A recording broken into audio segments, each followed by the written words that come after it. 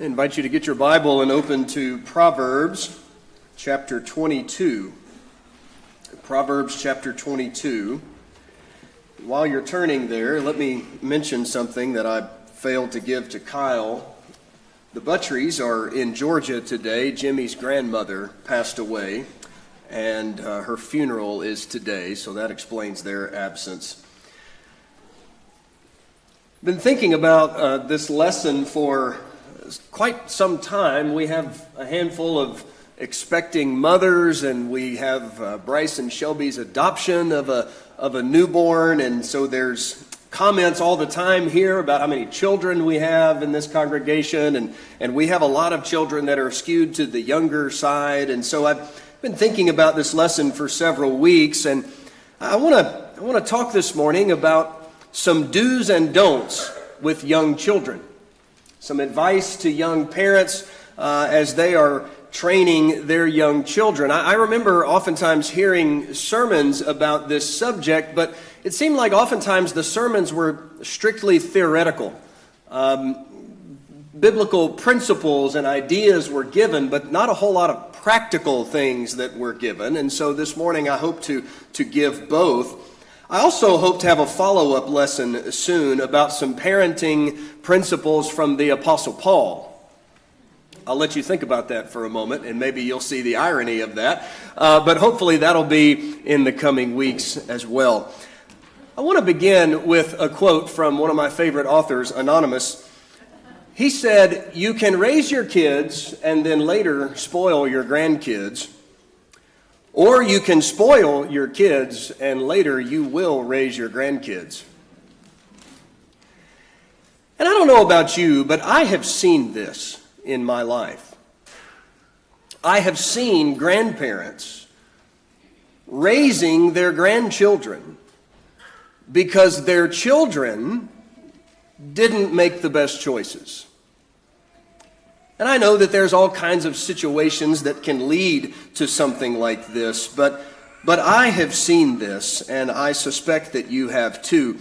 It seems that so many homes in America today have God's design completely backwards.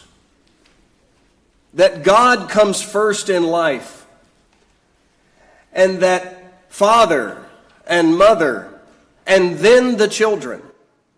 That would be the order that is given in the home, and yet it seems that in our world so many houses are inverted. The children come first. What do the children want?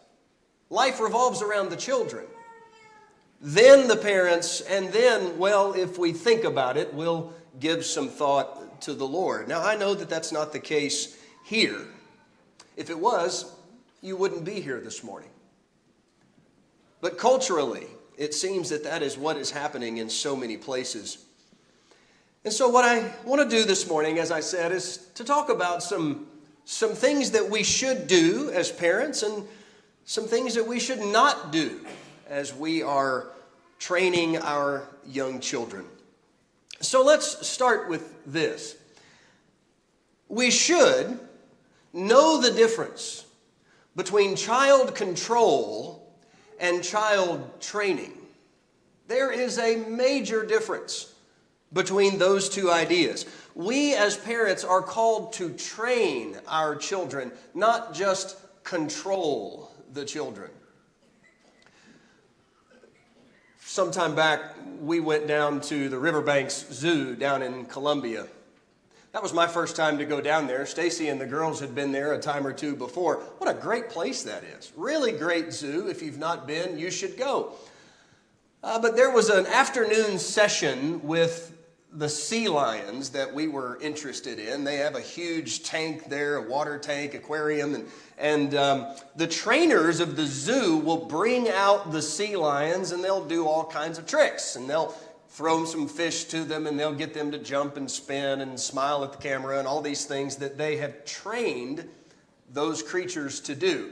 Now, you think about this idea with a wild animal. You know, you can control a wild animal just by putting them in a cage.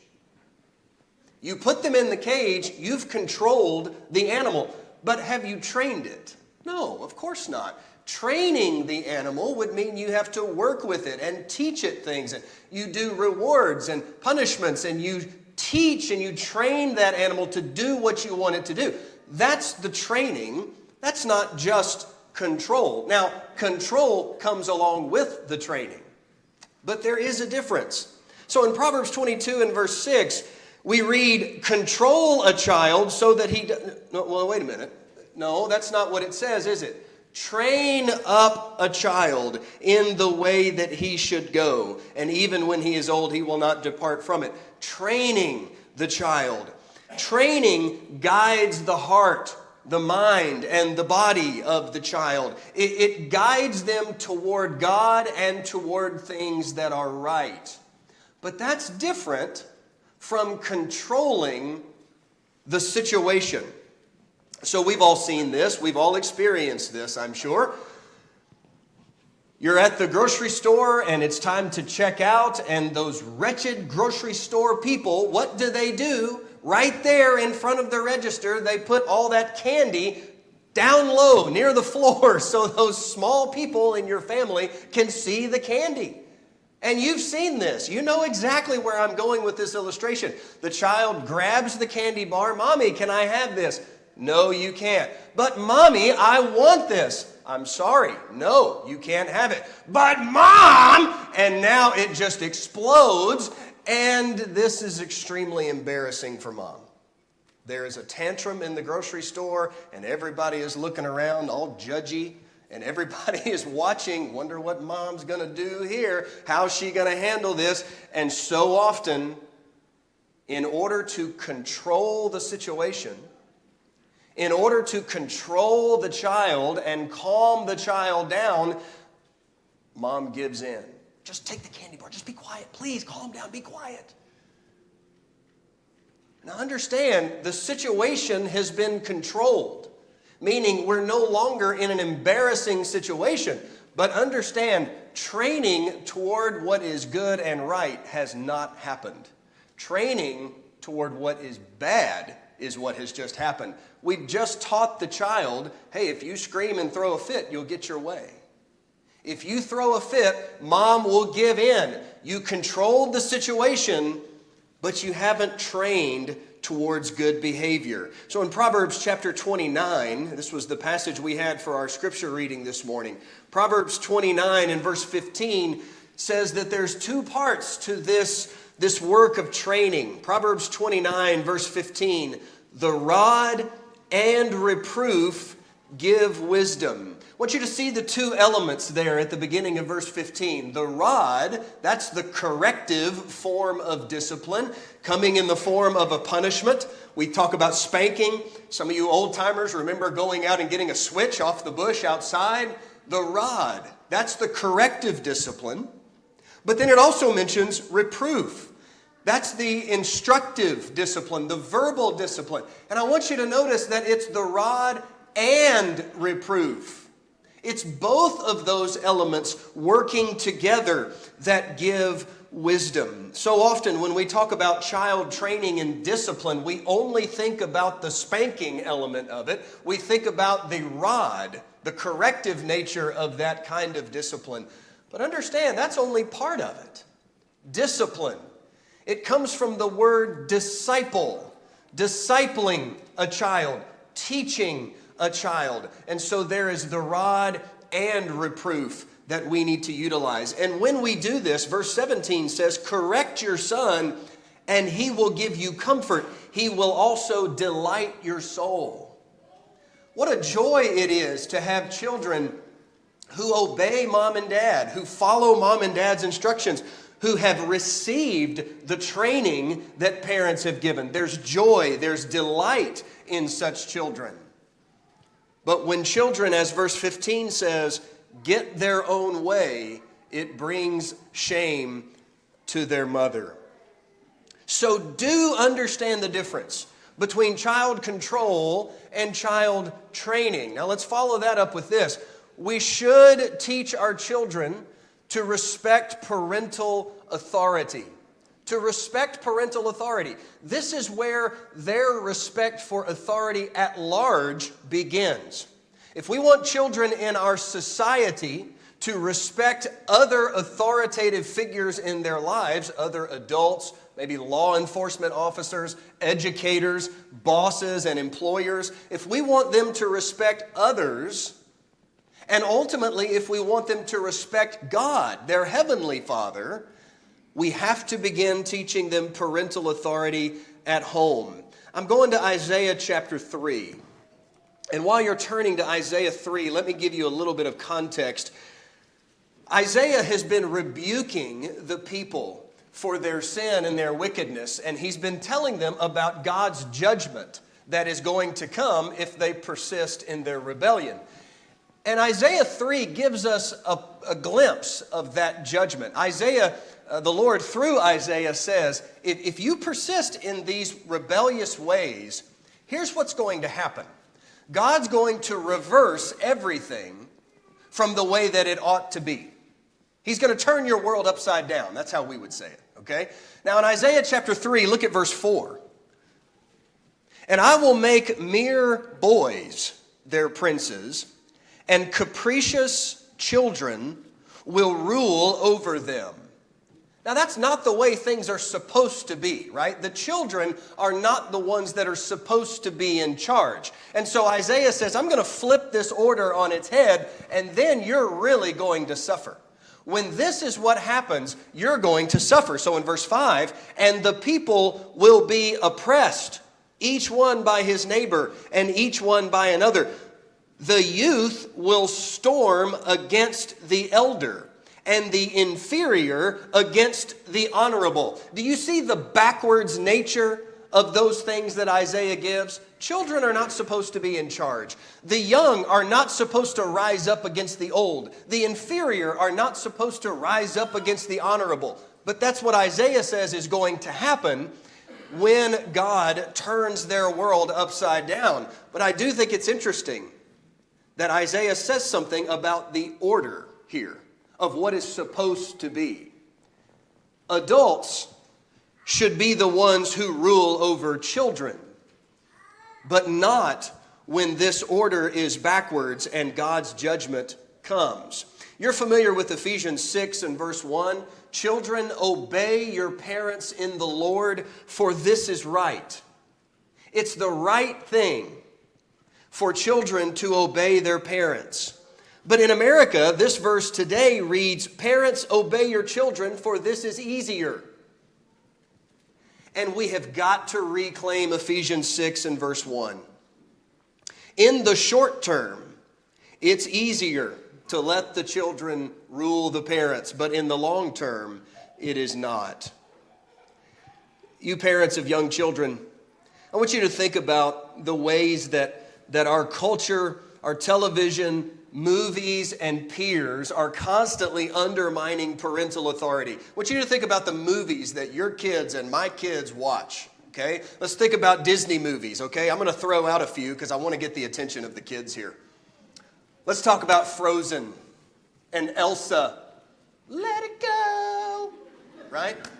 Okay? Or let's think about movies like Brave. You remember Brave with the redheaded girl, curly hair? She didn't want to get married and do what her parents wanted her to do. Or how about the movie Moana? Or Encanto? Or How to Train Your Dragon? Listen, these are all cute movies. I like these movies. Don't worry, there's no more singing. I like these movies. But parents, I want you to think about the message that is given in these movies. In all of those and many more, you have a child who is arguing with mom and dad about something, right? With Elsa, she has magical powers and her parents are forcing her to conceal them, but she wants to be liberated from that. In Moana, her parents are restricting her from going out into the ocean and being free, but that's what she wants to do. In Encanto, you have an oppressive grandmother who is looking down upon a grandchild who doesn't have special talents like everybody else in the family. All of these movies have the same basic plot. There's an adult, usually the parents, and a child who are at odds with each other, and the movie unfolds, and by the time the story ends, mom and dad are apologizing to the child because mom and dad were wrong and the child is always proven right. And you combine that with messages like follow your heart, be who you want to be, don't let anybody stop you from doing what you want to do. These movies are sending messages that undermine parental authority. Now, I'm not saying necessarily that that was the intention of the creators of these movies. I'm sure that it probably was not, at least for some of them. I don't know. I can't know that. But think about those subtle messages.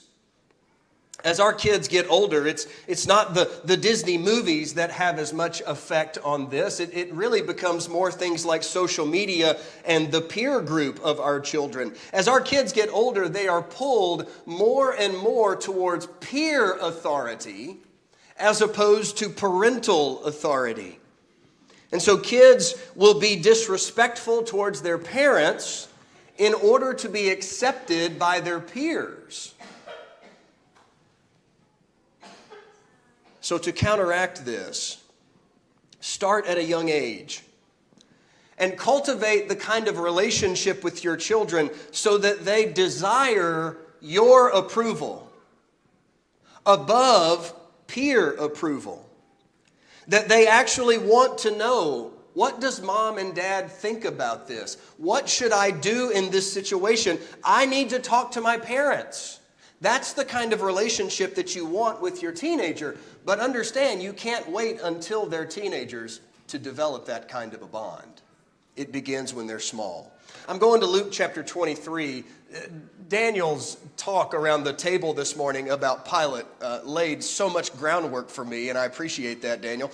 Luke chapter 23, I want you to look at a really bad parenting example. Pontius Pilate is a really bad parenting example. And you say, preacher, where are you going with that? Well, let me show you, okay? You see, Pilate is in a position of authority. But Pilate did not exercise his authority. In Luke chapter 23 and verse 20, Pilate, wanting to release Jesus, addressed the crowd again. What did Pilate want? He knew Jesus was innocent and he wanted to let him go. He knew what he wanted to do, and yet he's got to face the crowd. So he goes to the crowd, verse 21, but they kept calling out, saying, crucify him. The crowd is yelling against Pilate's wishes. They are shouting for what they want, and what they want is at odds with what he wants. He's in authority. He has position of being in charge here, but he's not exercising that authority. So he said to them 3 times, verse 22, why? What evil has this man done?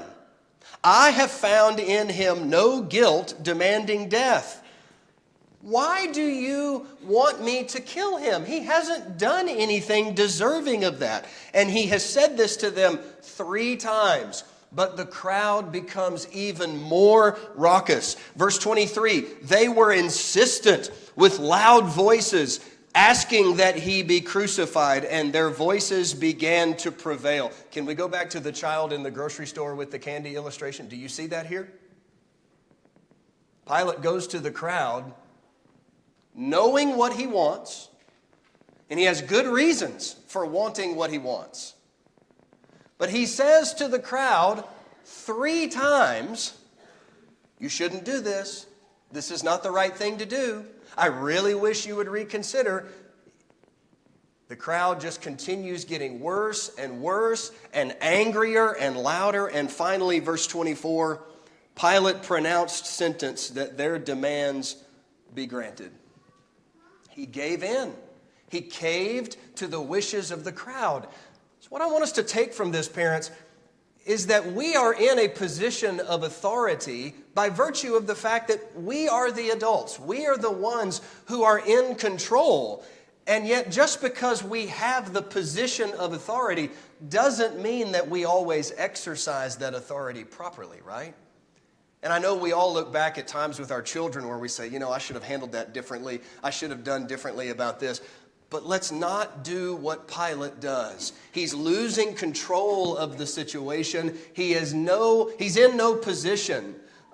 He has put himself in no position to handle this properly. He has given in to the raucous voices that are around him. And yet so many times, just to satisfy the child, this is what parents will do. I think one of the things that we can do that undermines our parental authority is by putting everything to our children in the form of a question. You know what I mean by that? Johnny, would you like to clean your room now? Susie, it's time to leave the birthday party. What do you say you go put your shoes on so we can leave the party? Don't do that. Don't ask questions in order to convey information. Because really, does Johnny want to clean his room? No, of course he doesn't. Does Susie want to leave the birthday party so that she goes home to clean her room? No, that's not what they want. Now, in those situations where you've got to leave the birthday party, I'll tell you this, a 5-minute warning helps. Hey, sweetheart, we have to leave in 5 minutes, okay? And then you actually have to keep track of 5 minutes. You can't come back an hour later, I'm sorry, it was one of those long Southern goodbyes. You got to watch for that, right? Don't give the 5-minute warning unless you actually mean it. But don't make it a question. Be firm. Give your statement. This is what we're doing. Give the simple instruction. So let's exert parental authority. Let's teach that to our small kids. Here's something else we need to do, and that is that we need to teach them the word no from a very early age. This is one of the first words that a young child should learn. Respect for the word no and for what this word means. And it's important that they learn this because no does a number of things for them. No might keep them safe from danger. A hot stove, playing out in the yard but getting near the street and there's busy cars out in that street. No might keep them safe from danger. No, secondly, will teach them that the things that they want and desire are not as important as their behavior. You can't just let your desires and your wants rule over your discipline. Your behavior is more important than your desire. And so thirdly, no helps them learn self-control and restraint. Daddy, can I eat this entire bag of jumbo marshmallows? Well, you could, but you'll be miserable shortly thereafter. We teach them no so that they will learn restraint. And no teaches them what is acceptable behavior and what is not acceptable behavior. I'm going to pick on all my girls with this illustration. I'm going to start with Kinley because she was the first one, but we did this with all 4 of them. And don't get mad at me. I talked to her about this yesterday, okay? I said, listen, you're in my sermon tomorrow, okay? Back when we lived in Alabama, I had a home office. And Kinley and Hallie were both born there, and I had a home office when there were just 2 at home. But when we had to shift to zone defense, I had to move my office to the church building. But when Kinley was 6, 7 months old, and she's able to sit up on her own with some help, and then another month or 2, she's able to crawl around, and she can go from room to room. She would come into my office and sit down right in front of my bookshelves along the wall, and she would reach and grab the books on the lowest shelf and pull them off into the floor. And so we had to start teaching her no at that time. And so we would go to her, and when she would reach for the books, we would push her hand away from the books and say, no, no, no, no, not going to do that. Well, then she would reach for it again. And no, no, right? So we're starting with that. Just push the hand to the side and say the word no. Well, then she's, of course, persistent. She wants the books that are on the bookshelf. And so next we we elevated to just a little thump on the hand. You know, we're not hurting her, we're not spanking her, she's 8 months old, but just a little thump on the hand, no, just enough to get her attention, just enough to make that lower lip stick out a little bit, kind of gives that pouty face, you know. Teaching her the word no. Hallie, we did it with you, we did it with Abigail, we did it with Charlotte too. But that's where it began, at that youngest age. We read in Proverbs 29 and verse 15 about the danger of a child who gets his own way. In other words, a child to whom the word no is ever said.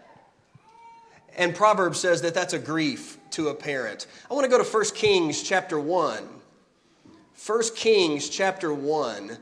We can learn something about saying no from the life of David. David is growing old, and it is time for Solomon to take over and become the king. But David has another son whose name is Adonijah. And in 1 Kings chapter 1 and verse 5, Adonijah wants to be the king, not Solomon. Well, instead of Solomon.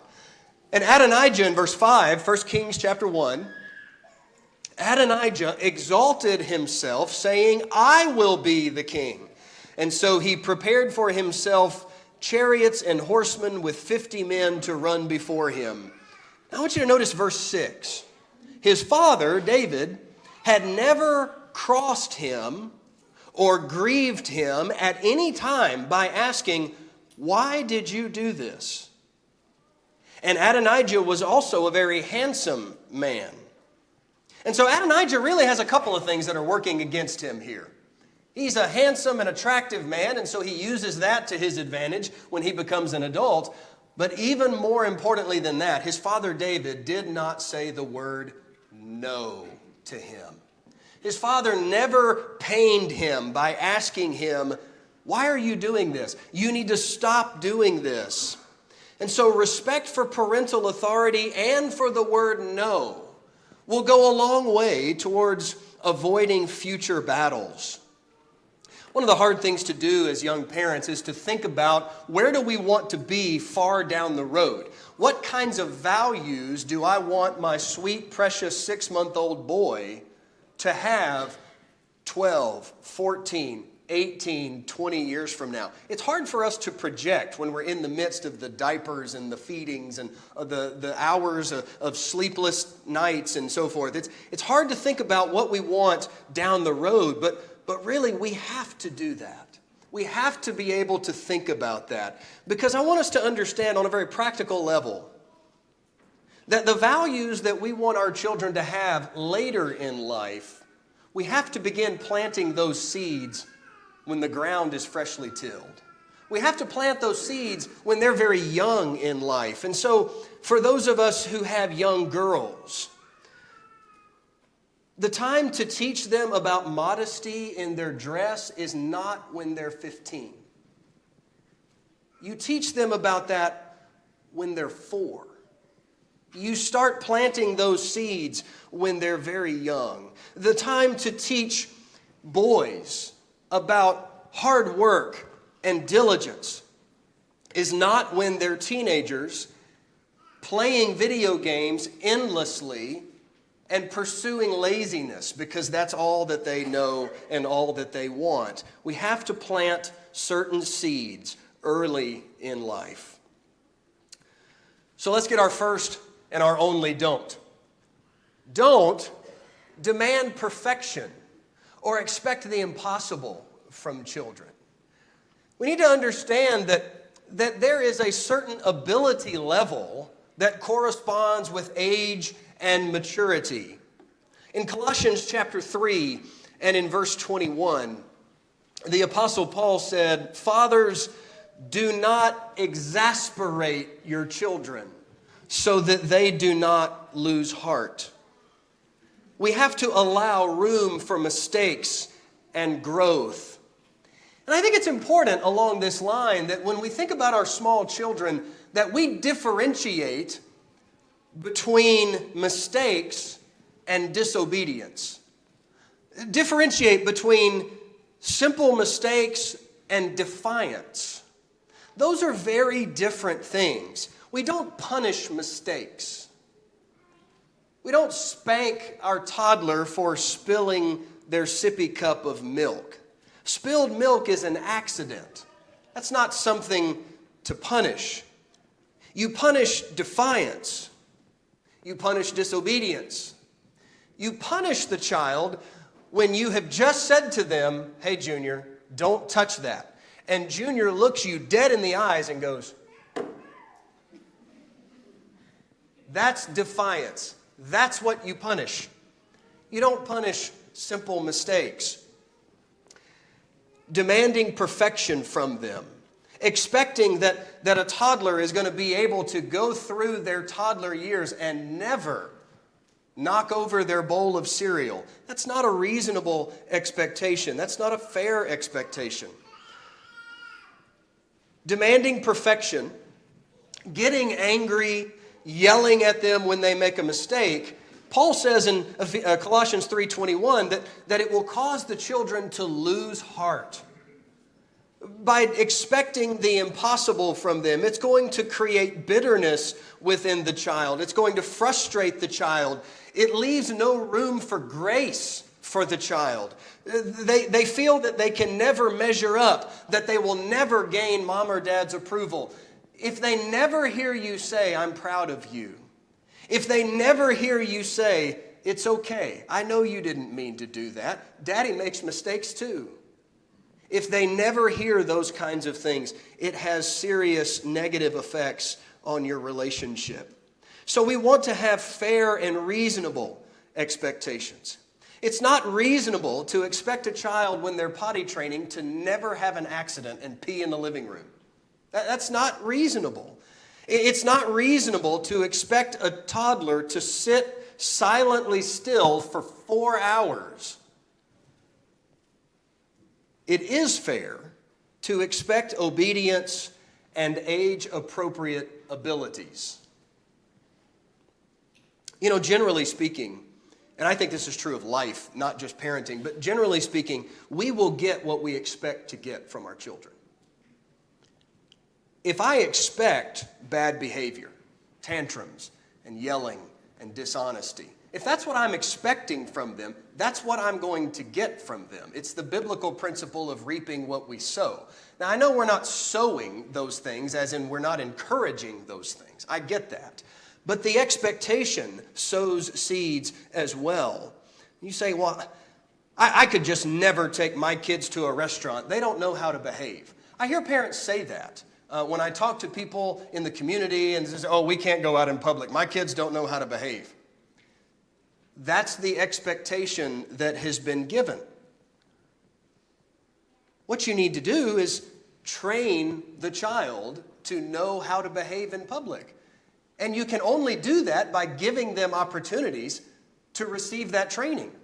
And so you take them out to restaurants and you talk to them and you teach them about how to sit still and how to eat our food and not throw French fries at the person behind us. And when you're training early in their life, you know, you don't take them downtown Greenville to Hall's Chop House when they're 6 months old and expect them to sit still for an hour and a half while you have a nice steak. No, you start by taking them to fast food places where even you don't have to sit in your seat for very long, right? Give them a reasonable expectation to meet, and then you go up from there. Or I hear parents say things like, "I'm sorry, she's just not very good at sharing with other children." Then teach her how to share with other children. That is an expectation that you have given. These things don't magically happen. They take training. Kids are capable of doing these things, but they need to be taught how to do them. And along with this, I would say that we need to make sure we don't set them up to fail. Let me give you an example of what I mean by that.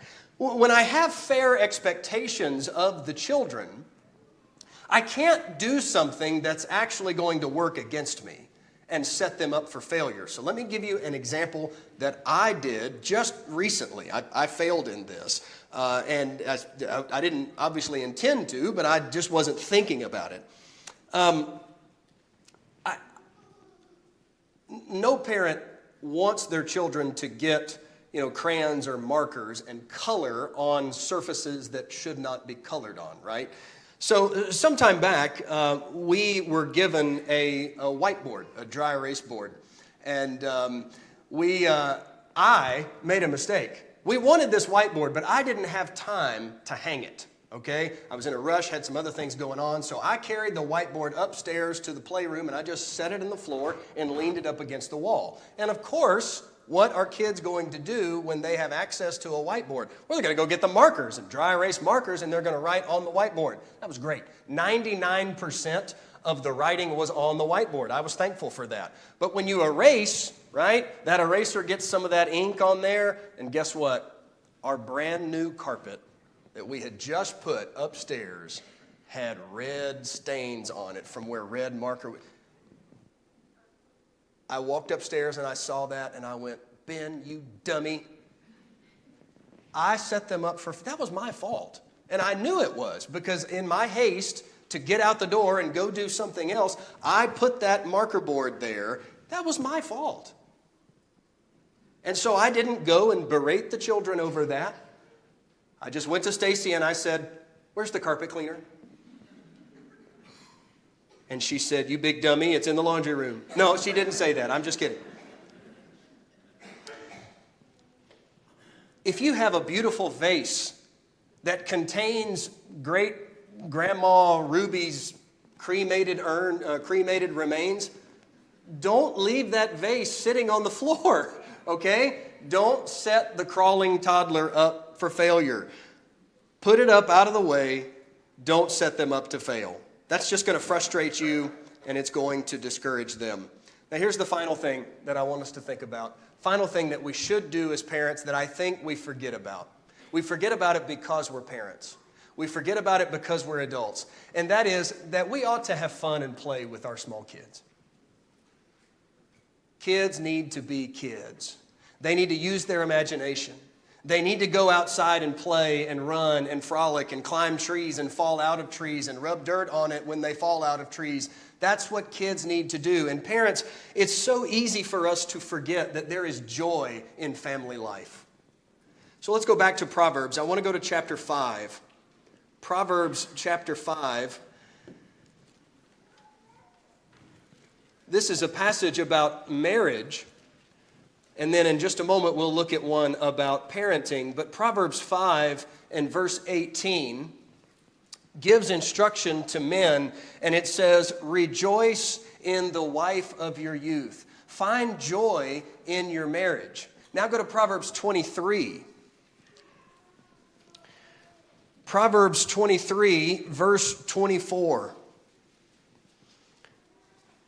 Verse 24, the father of the righteous will greatly rejoice, and he who sires a wise son will be glad in him. Let your father and your mother be glad. Let her rejoice who gave birth to you. There is joy in family life. And I wish our society would learn this lesson.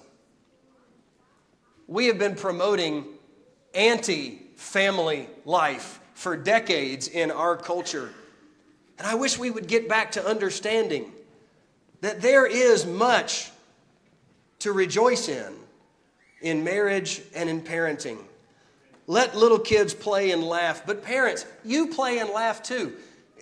Do the piggyback rides and horsey back. Get on all fours and go around the living room and let them ride on your back. Put all of your kids on your back if you can handle that many, however many you have. Do it. Why? Because that's bonding memories for them. They remember the joy and the excitement and the laughter. They remember daddy being silly. When our girls were small, I used to take my underwear and put it on my head and wear it like a hat and run around the house with it. Why? Because they laughed. Because it was fun. Because daddy was being silly with the kids and we had a good time. Do things with your children that if your coworkers found out about it, you would be extremely embarrassed. But they're not going to find out about it. That's the joy of it. Or at least they're not going to find out about it until your kids are adults and they're old enough to tell them. Adults, it's so easy for us to forget what it is to be a child. Remind yourself of that.